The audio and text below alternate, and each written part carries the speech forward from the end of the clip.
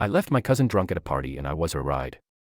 My cousin, 28 female, invited me, 26 female, to a party last summer. We had been hanging out a lot and getting close, so I agreed to go. We drove together because it was 30 minutes away and she wanted to drink. I was fine to stay sober and picked her up.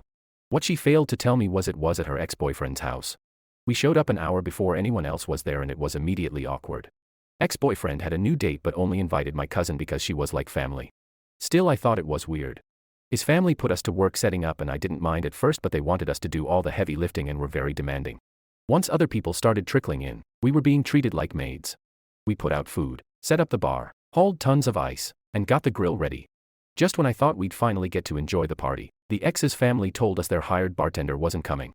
They asked if my cousin and I would make the drinks. I started to say no, but she was already shelling out alcohol and told me to help. It was fine for a couple hours, and there was a tip jar on the bar that started getting full.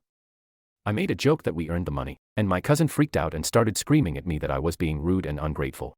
I stepped outside for a breather, and she started texting my phone, cussing me out for not being able to find me and telling me I was acting like I didn't want to be there. When I went back inside, I found her grinding up on her ex, clearly drunk. I didn't know what to do. I didn't really know anyone else at the party. I went back to the bar and served drinks for what felt like hours. At one point, the ex's mom took all the money from the tip jar, pocketed most of it, and gave my cousin a $20. No one gave me a cut, but at that point I was too tired to care.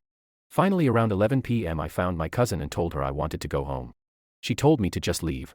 I asked if she had a ride and she said her ex would take her home. Several days after the party, things were awkward between us and she won't really talk to me anymore. Am I the asshole for leaving her?